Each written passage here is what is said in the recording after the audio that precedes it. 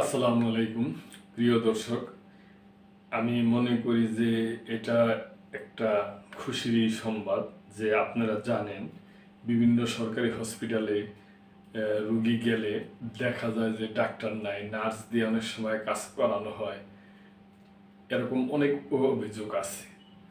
তো স্বাস্থ্য অধিদপ্তর থেকে বলা হচ্ছে যে খুব শীঘ্রই ৩,৫০০ ডাক্তার যুক্ত হচ্ছে।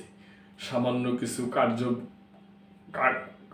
কাজকর্ম বাকি রয়েছে, কিছু কর্ম প্রক্রিয়া বাকি রয়েছে।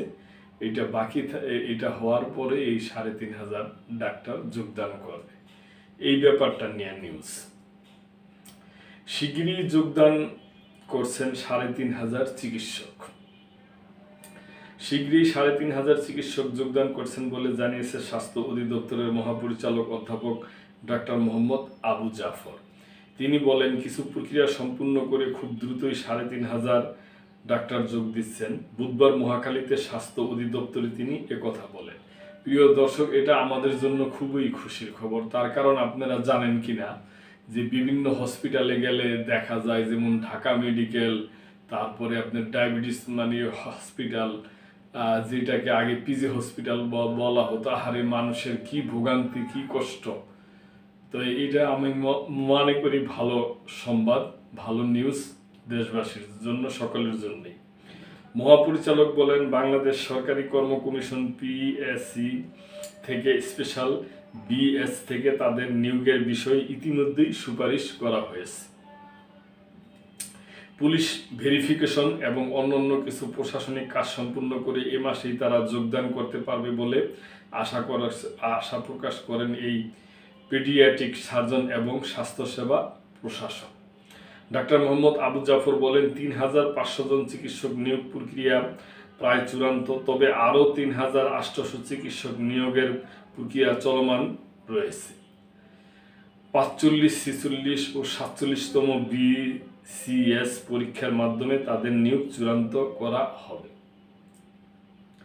বাংলাদেশের সরকারি স্বাস্থ্যসেবা ব্যবস্থাপনায় সর্বোচ্চ পদস্থ এই স্বাস্থ্য কর্মকর্তা জানান, সারা দেশের জেলা উপজেলা পর্যায়ে ১২,৩৯৭ জন চিকিৎসকদের পদ শূন্য রয়েছে। ৪৮তম বিসিএসে সুপারিশ করা হয়েছে ৩,১২০ জন। এর মধ্যে ৩০০ জন রয়েছে ডেন্টাল, বাকি ২,৮২০ জন সার্জারি সার্জন।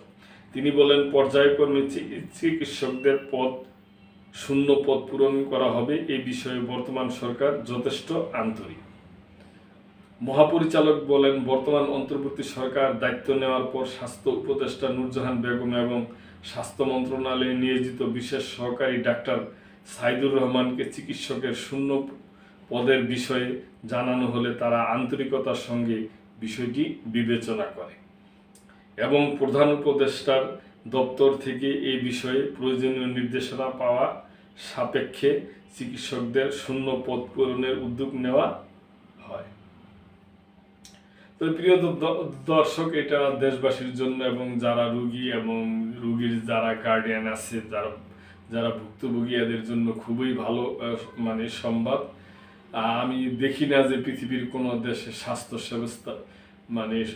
সেবা এরকম ঘিজমিজ, এরকম আপনার খুবই অনিয়ম আর কি। তো এগুলো আস্তে আস্তে দূর হবে, এইটাই আমাদের আশা। প্রিয় দর্শক, তো আপনাদের যদি এই ব্যাপারে কোনো মন্তব্য থাকে তা অবশ্যই সুচিন্তিত মতামত দিবেন এবং সাবস্ক্রাইব করে মেম্বারশিপ হয়ে আমাদের এই চ্যানেলটির সাথেই থাকবেন। আসসালামু আলাইকুম।